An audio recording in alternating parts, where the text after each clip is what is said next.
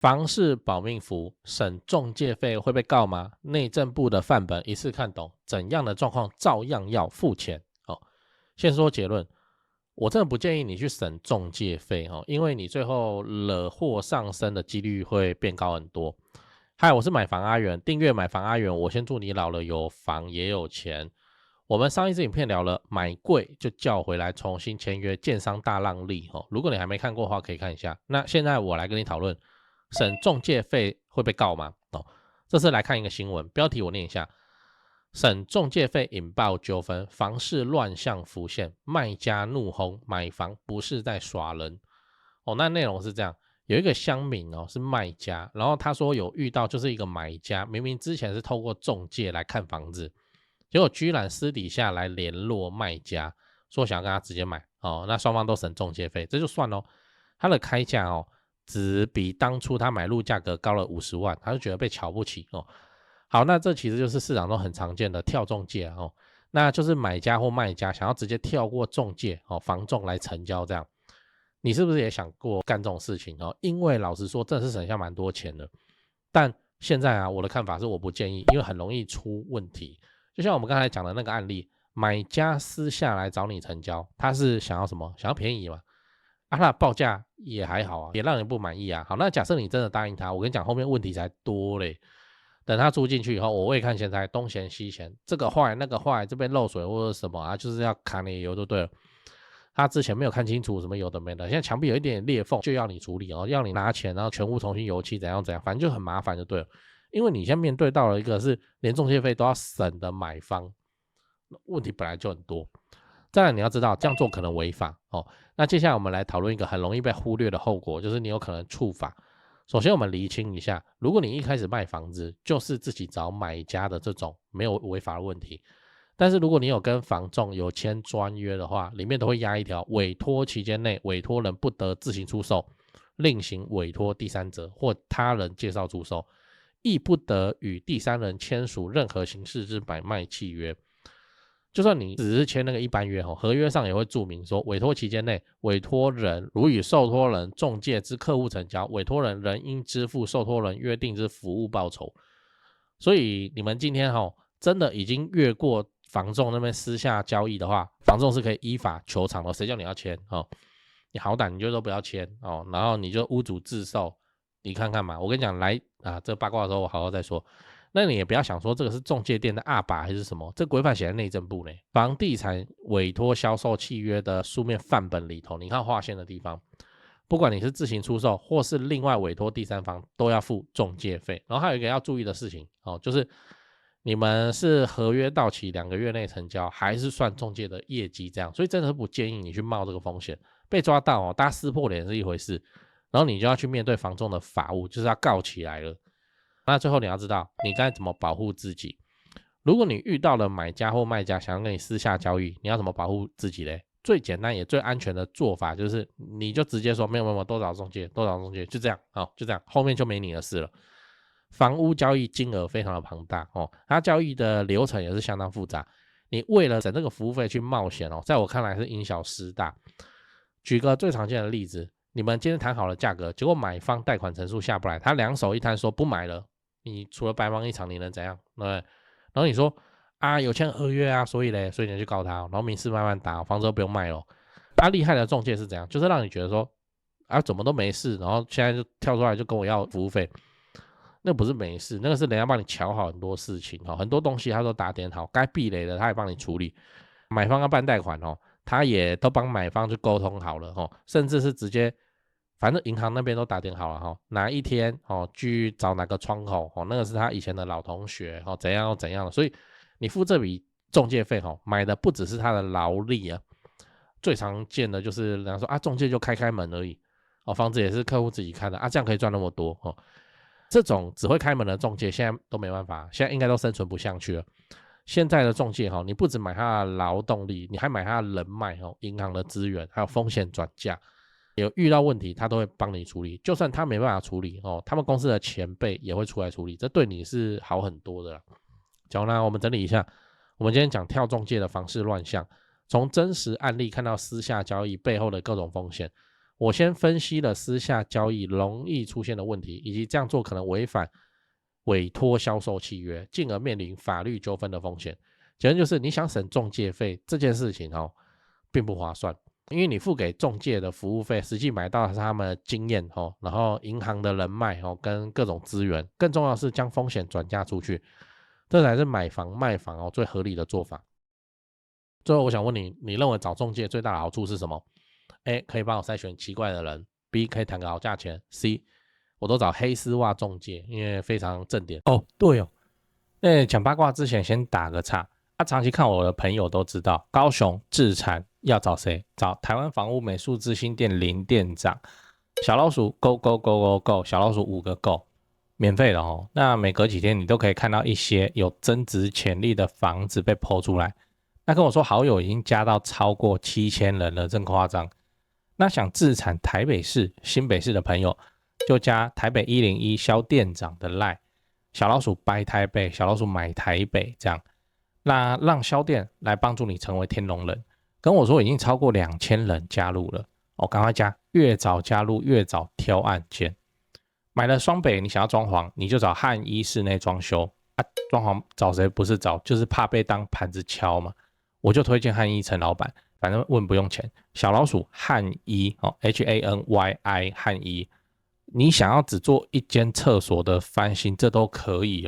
反正你先問，拍照傳過去，去丈量討論之後再說。漢一很有實力的，資訊欄裡都有連結。那你看全台房市冷淡中，高雄的重大建設卻一個都沒有停。那你不趁現在挑房子，你是要等重大建設落成以後，你去搶貴的，你才高興是嗎？加入買房阿元的 YouTube 頻道會員，我把高雄置產增值的寶藏都埋在那裡了。如果你是蘋果手機你記得你要用網頁來加，你不要用那個內建的 App 來加，不然會被多收蘋果稅。反正我就一直研究一直拍那能拉抬房價的高雄市蛋黃區重大建設，那有阿元看房系列，就直接帶你去看會增值的房子是長什麼樣子。現在加入就能獲得幫你整理的高雄重大建設都不用猜我自己也有買高雄，所以你放心，你看到的真的就是我自己正在身體力行的功課。現在就加入買房阿元的 YouTube 頻道會員，馬上加，馬上開始抄作業。最後提醒你，不要炒房，不要炒房，不要炒房。你買在重大建設旁邊配合政府的公益出租人的政策，做個好房東，守住房子，自然老了有房也有錢。我剛看 YouTube 的後台有 74% 的觀眾朋友都在看而已，沒有按訂閱就這樣還有55000訂閱，那就麻煩你幫我按訂閱，應該不久後就10萬了。10萬有什麼好處這樣我就會比較爽對，按了嗎？按了好感謝你的訂閱，我先祝你老了有房也有錢。講八卦講八卦就第一個屋主自售，很多人確實會這樣，因為即使你對房地產不熟，你也知道所謂的買2賣4嘛，對不對？買房2%，賣房4%。當然以現在來說，看總價通常是收不滿的。可是不明就裡的賣方他就會想說，我賣要給4%，加油談1000萬的房子，他們這樣拿走我40萬，那我屋主自售我就好了。好，接下來你就準備被疲勞轟炸，就是你明明是591上那個屋主自售仲介勿擾然後真的有人找你看房子，好。然後你也帶他看房子，然後他也沒說什麼，他就走了。然後再來嘛，全部都是仲介因為他開發你嘛，你就是屋主嘛。以前屋主電話多難要，你現在屋主自售那個就是你電話了。然後現場看房子日後再來演個戲，然後看怎麼樣，非常多那多到什麼程度？多到說，除非你沒有工作，意思是你時間很多你可以陪他們這樣子玩，不然的話，你一律都是給仲介去處理委託一個仲介去處理就好，不然你要怎麼做？你屋主自售，你知道你一天會接多少電話嗎？然後那裡頭基本全是仲介，那全是仲介，他等到交易的臨門一腳，他跟你說他是仲介之類有沒的，你生氣他也沒差，這就是仲介的反開發，反正很煩真的是很煩那你只要把你的金額算好，這個我也講得很直接我今天這整集你看起來，我未看先猜留言會有人說我在幫仲介講話事實上就是這樣在社會上現在運作房地產運作就是這樣我們身為賣方，我要賣房子的時候，我就是算清楚說，好，那你會收我幾%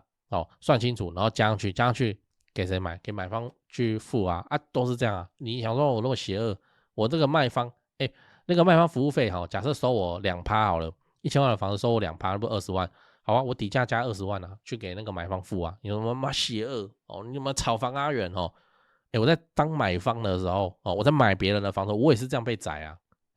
為什麼這件事情就合法？你知道？所以我個人認為算清楚，然後加到底價上。你要賣房子算清楚加到底價啊，你是買方的時候一樣啊，就是算那個投報率哦。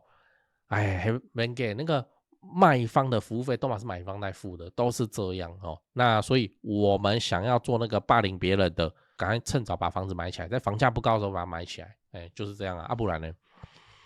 然後再來是那個跳中介齁，你以為買便宜，沒有，會買的比較貴，這種事情所在多有。我們才發生一個嘞齁，這個還是觀眾那邊嘞齁，就是觀眾要買齁，然後也去看了，也都好好的啊，結果在要下斡旋，下斡旋之後被退斡了，為什麼？因為那個屋主說他親戚要跟他買，我們下斡旋有出價嘛，出價也不會是第一次就 OK 嘛，那個後來是美術中心跟我講，他就說我們有出價啊。都做好往上加的準備了，結果臨門一腳說什麼他親戚要買，所以就不賣了，之類有沒的，好 OK。後來實價登錄刷出來，那個親戚買比當初觀眾的出價還要再往上多加80萬呢，所以是講什麼親戚，他也在宰他的親戚啊，就是這樣啊，那個反正就是親戚出現交易之前出現來藍虎，結果你實價登錄出來，這個親戚根本一點便宜也沒占到，還在沾沾自喜。那之前在稅上還有一個案例嘛，就是那個好像也是用他簡單的寫一寫，然後叫 AI 潤稿，總之就是說買一樣就是仲介生氣被人家跳過去，然後他就在放消息說，哎呀你就是不找仲介，你看我們幫客戶買才多少啊，你這個事情，然後搞得好像那個屋主在面子掛不上啦，他就在那邊覺得啊你怎樣，你現在是全網絡都在說我在宰我的親戚，是不是造成我的困擾提告這個都有。就不要搞這個事情嘛！你一開始委託你簽好就簽好接下來就給仲介去努力不然呢，都是這樣，不需要去搞什麼屋主自售這種東西，就算好讓人家去努力就好。然後他告訴你，出來簽約就這樣啊，會理想非常的多，什麼風險什麼鳥蛋事情通通都沒有。一樣我再強調一次，就是你是屋主，那你就是算好仲介費要多少底價就直接講上去剩下就讓仲介去努力就好。我再說一次，我在當買方也是被人家這樣子宰這個就是中古屋的交易就是這樣兩邊都合法。第三個市場中有此一說，叫做買屋要找信義，賣屋要找永慶市場中有此一說，因為信義他們都直營店，他們確實不能亂來真的不能亂來。你有跟信義打過交道你也知道，當然有個別個體的情況信義也有那種比較8-9的我也遇過，但是絕大部分來說，信義房屋都很規矩啦，真的是很規矩，很規矩。這個規矩到它在市場中怎麼樣？比永慶來說弱勢非常非常的多。那賣房要找永慶是什麼？因為永慶的招數比較多，他們擴店又快，那所以有此一說，你買屋你要安全，你就是找信義你賣房你想要更快找到賣方，那你就找永慶之類。那當然，高雄市的中古屋買賣，我都是找誰？找台灣房屋美術之星店林店長去處理就好了。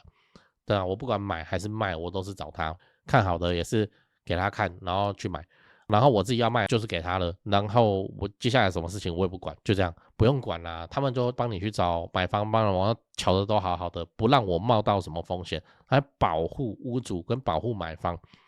那就付這個服務費。我以前會覺得說這服務費很大條，交和談但是我現在想一想，我個人認為行吧，那就這樣吧。那你買到什麼東西？你買到一個看不見的東西，我個人認為是交易的安全交易的安全。多少觀眾朋友來問我那種私下跟親戚買私下賣給親戚的多少問題多少狀況啊？等一下的影片最後你會看到那個律師的 LINE 那也是我現在在配合的高雄的律師。如果你在房屋買賣上遇到什麼糾紛，還是你只是也沒什麼糾紛，你就是會怕要諮詢，你就是加那個律師的 LINE 趕快就問就對了。總之就是這樣，高雄中古屋的買賣。我就是推薦台灣房屋美術之星店林店長。那再來是那個，如果你遇到什麼法律糾紛，那就是看片尾的廣告那是2位律師2位女生律師，很猛啦。那基本上交易的安全，你已經在封頂無敵的狀態，想要怎麼搞你不會了，那搞不到你。來，你認識律師朋友嗎？沒有的話，你馬上就要有了。我在高雄好不容易才認識的超強律師朋友介紹給你，聽好哦。